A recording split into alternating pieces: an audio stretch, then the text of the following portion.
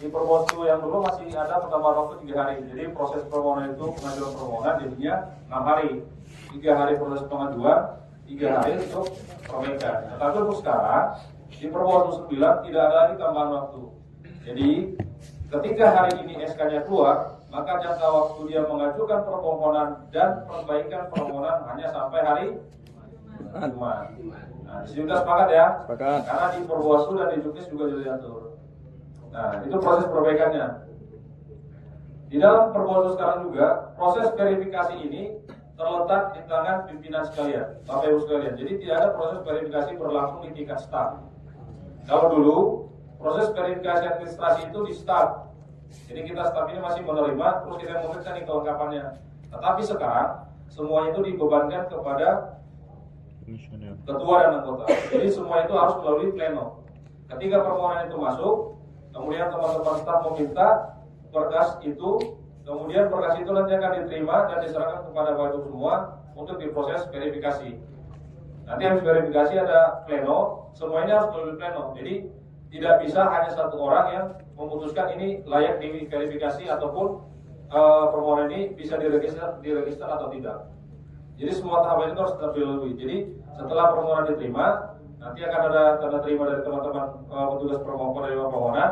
Kemudian Bapak Ibu lakukan verifikasi formil dan material melalui pleno. Dan hasil ini dituangkan nanti yang menyatakan dari status dari permohonan ini, apakah dia diterima atau tidak, apakah layak diregister atau tidak, atau tidak dapat diterima atau tidak dapat diregister. Jadi semua terletak di hasil pleno Bapak Ibu semua. Ya. Kemudian setelah itu, setelah melakukan penerimaan permohonan, ketika permohonan itu dinyatakan dapat diregister, lengkap dan diregister, kemudian teman-teman staf akan memberikan tanda terima sekaligus tanda register bahwa permohonan itu akan telah diregister. Nah, setelah proses registrasi ini, maka langkah selanjutnya adalah tahapan mediasi. Ya, ada bocorannya di belakang. Jadi tahapan mediasi ini dilakukan paling lama 2 hari. Nah, siapa yang harus hadir di dalam mediasi Bapak Ibu? Pemohon dan termohon. Nah, pemohon dan termohon kan bisa juga kuasa hukum sebagai pemohon. Termohon juga bisa kuasa hukum. Nah, di dalam mediasi siapa yang bisa hadir? Kuasa hukum bisa hadir nggak? Bisa. Bisa. Berarti yang hadir adalah pemohon dan Termohon. pemohon dan termohon. Kalau hanya kuasa hukumnya bisa. Di dalam mediasi. Tidak bisa. Ada yang bisa, ada yang tidak bisa. Tidak bisa. Tidak bisa, Pak. Karena Karena pihak itu permohonan dalam hukuman itu permohonan kan tidak ada yang dimana itu dia selaku pihak yang berkepentingan. oke. Yang mana? Yang bilang bisa hadir Bisa mendampingi. bisa mendampingi. Kalau misalnya pemohonnya ketua atau sekretarisnya tidak bisa hadir, kemudian diwakilkan oleh kuasa hukum, bisa nggak? Bisa.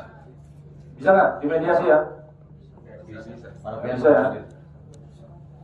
Oke, jadi sebenarnya di dalam mediasi itu yang hadir itu adalah harus prinsipal, dan ketika misalnya prinsipalnya hanya 1 orang pun dia tetap mediasi. Misalnya dalam kasus sering terjadi itu adalah yang bisa hadir hanya ketua atau hanya sekretaris. Tapi kan mereka tetap dianggap sebagai prinsipalnya dan mereka dapat didampingi oleh kuasa hukum. Jadi salah satu dari ketua sekretaris ini yang hadir bisa aja dilakukan mediasi. Karena yang penting kan sebenarnya di dalam prinsipnya adalah prinsipal yang harus hadir. Nah, ketika misalnya dalam mediasi ini yang hadir untuk termohonnya adalah anggota KPU, maka biasanya itu dia akan memberikan surat kuasa. Karena kan kita akan menyampaikan panggilannya kepada ketua KPU, tetapi ketika pemohonnya yang datang itu adalah termohon itu adalah anggotanya, maka mereka kan biasanya akan memberikan surat kuasa dari ketuanya, bahwa ketua akan memberikan kuasa untuk ke KPU-nya. Karena secara kelembagaan kan di KPU adalah kolegial. Bagaimana? Tapi dalam mengambil keputusan nanti tetap harus ada kesepakatan para pihak. Nah, di dalam mediasi ini sebenarnya ini adalah wilayahnya pemohon dan termohon. Kenapa disebut wilayah pemohon dan termohon? Karena mereka yang aktif sebenarnya. Bagaimana supaya proses mediasi ini mencapai kesepakatan. Jadi kita Bapak Ibu sebagai mediator, sebagai fasilitator itu tidak memiliki kewenangan penuh supaya mereka sepakat. Jadi kita tidak bisa mengintervensi salah satu pihak agar mereka mengambil satu kesepakatan. Tetapi kita hanya bisa mengarahkan, tapi mengarahkan dalam hal proses mediasi ini gitu. Jadi Bapak Ibu tidak dapat memunculkan poin-poin yang supaya mereka sepakat. Tetapi ketika ada clue ataupun kata kunci di antara mereka akan mencapai kesepakatan, mungkin itu bisa disampaikan lagi. Jadi ide untuk kesepakatan itu bukan dari mediator, tapi dari para pihak. Jadi kita sebagai mediator ini hanya sebagai penengah, tidak bisa punya kewenangan lah untuk menjadikan mereka sepakat. Jadi kalau mereka katakan mereka tidak sepakat, ya kita tidak bisa memaksakan agar mereka sepakat. Jadi keputusan semua itu ada di para pihaknya tadi. Kemudian proses mediasi ini berlangsung selama 2 hari, paling lama 2 hari.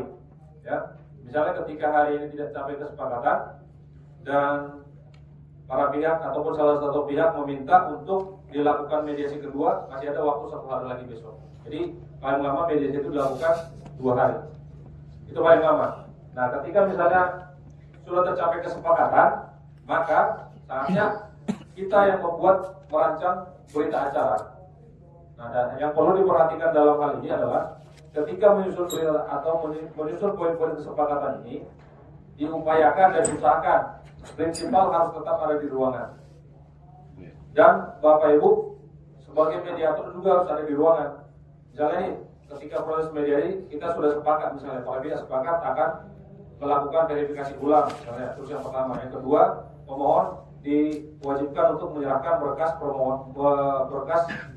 yang harus dilengkapi, gitu. Itu kan hanya poin-poin penting, ya, tapi kan narasinya belum disampaikan di dalam proses mediasi. Nah, pada saat perancangan narasi untuk dimuat di dalam berita acara ini, diusahakan Bapak Ibu tetap ada di ruangan dan prinsipal harus ada di ruangan.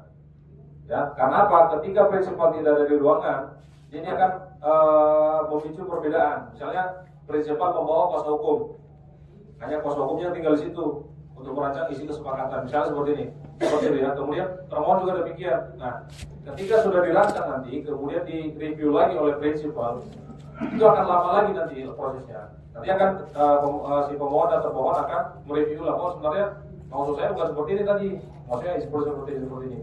Jadi kan salah satunya di situ adalah kita semakin mengulur waktu. Jadi kalau ini supaya mempersingkat, nanti pada saat proses penyusunan berita acara kesepakatan ini, prinsipal harus tetap ada di dalam. Dan Bapak Ibu sebagai mediatornya tetap juga di dalam. Ini karena saya sampaikan karena ini pengalaman waktu dulu di kita pada saat menyusun putusan itu, yang tinggal di situ tenaga ahlinya KPU ataupun staf ataupun gabak lah, misalnya seperti itu. Kemudian dari prinsipal yang pemohon ini adalah semacam perwakilan. Nah, akhirnya ketika setelah selesai kita rancang, kemudian prinsipalnya masuk lagi untuk mereview, semuanya ulang lagi dari awal. Akhirnya kerjanya sia-sia kan. Nah, ini untuk menghemat waktu baru, jadi menghemat waktu dan tenaga juga. Ini triknya pada saat penyusunan kesepakatan. Nah, setelah menyusun kesepakatan ini, langkah selanjutnya adalah membuat setelah tercapai kesepakatan.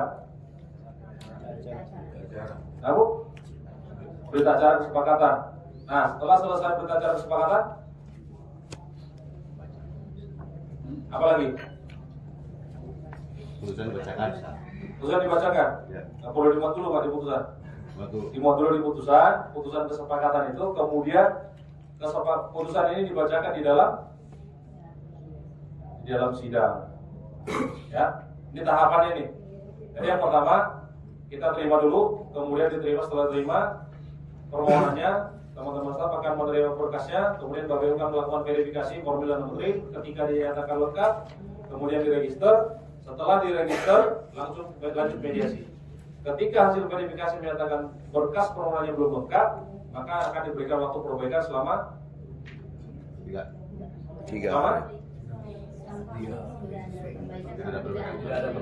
selama usianya SK itu masih ada, ya.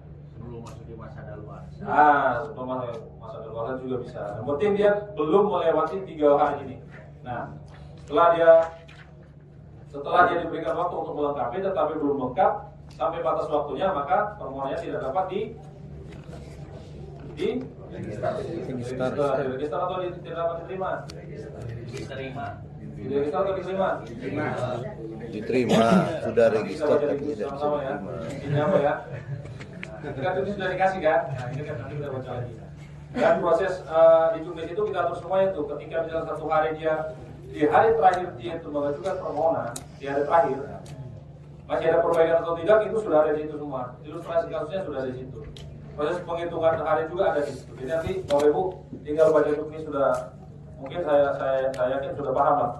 Itu sudah detail ada di situ semua. Kemudian setelah proses mediasi ini,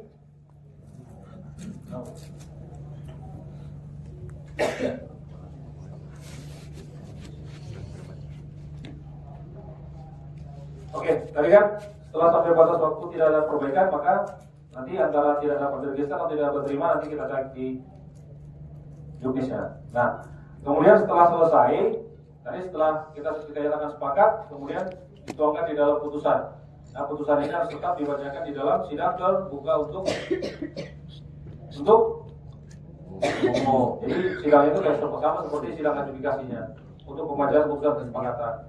Nah, seandainya misalnya ini tidak tercapai kesepakatan, maka akan kita lanjut ke tahap adjudikasi. Nah, di tahap adjudikasi inilah kewenangan penuh ada di Bapak Ibu sebagai seorang majelis. Nah, disinilah kebanggaan Bapak Ibu nanti dipanggil menjadi majelis. yang dua ujung. Ya, dan harus pakai jas. Nah, seperti kemarin Pak Ketua bilang harus punya jas.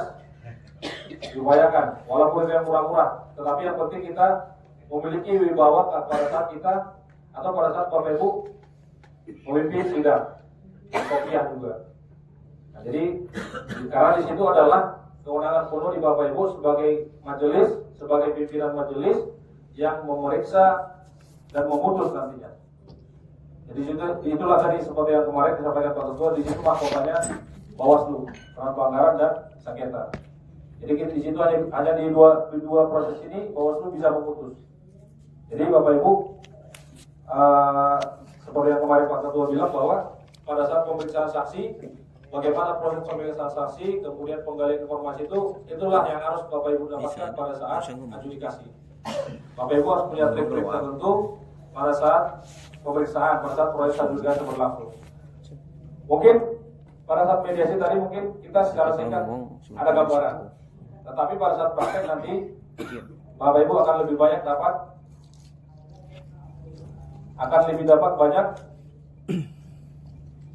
banyak masalah. Masalahnya apa? Bagaimana memimpin forum itu agar tetap kondusif. Mungkin proses kita akan merangkap, mediasi sebenarnya seperti ini aja sebenarnya, gampang. Tetapi pada saat kita memilih kata-kata itu yang paling sulit. Cara kita nge-framing kasus ini agar kita tidak terlihat agar kita ini memimpin tetapi akan mengarahkan tapi tidak mengarahkan gitu. Itu dia. Karena kan karena nanti proses mediasi ini Bapak Ibu akan ketika mediasi ini berlangsung, Bapak Ibu ini akan ikut terhayat di dalam permasalahan mereka para pihak. Saya yakin itu. Pasti akan ikut terhanyut. Nanti misalnya jika pemohon menyatakan ya seperti ini, saya kan sudah sampaikan bahwa SK saya sudah sampaikan ataupun misalnya ijazah saya sudah sampaikan asli dari kemarin seperti ini. Saya yakin nanti ada aja nih akan terkait dengan apa yang disampaikan oleh pemohon. Ya, kepada termohon, ini tadi pemohon sudah menyampaikan bahwa seperti ini. Bagaimana termohon? Mungkin karena secara ini karena belum terbiasa dan belum pernah itu kita akan seakan-akan terakhir berdiskusi. Nah, di situ harus dihindari. Jadi di dalam mediasi ini kita tidak bisa berdiskusi. Jadi Bapak Ibu sebagai pihak mediator yang selaku penengah ini jangan sampai ikut di dalam perdebatan para pihak. Jadi kita kan menengah. Jadi ketika kita ikut berdebat, berdebat di dalam perdebatan mereka, berarti kita bukan penengah lagi loh. Jadi kita pengacau jadinya nanti dalam proses mediasi itu ya. Jangan sampai nanti karena kita menyampaikan A, akhirnya salah satu pihak emosinya tersulut. Benar kata mediator tadi seperti ini. Kenapa termohon belum mengakomodir? Nah, akhirnya proses mediasi jadi kacau. Nah itu jadi sebenarnya ketika kita pandang mediasi gampang, tetapi pada saat pelaksanaannya banyak kesulitan yang akan kita alami. Kesulitan memilih kata-kata, kesulitan untuk memframing, kesulitan untuk membuat kondisi supaya tidak kacau atau tetap kondisif gitu. Itu mungkin trik-trik di dalam proses adjudikasi. Nanti kan kita dapatkan semua pada saat simulasi. Nah, ketika kalau saya sampaikan semua terkait dengan materi, mungkin nanti materi bisa sampaikan secara tertulis. Nanti filenya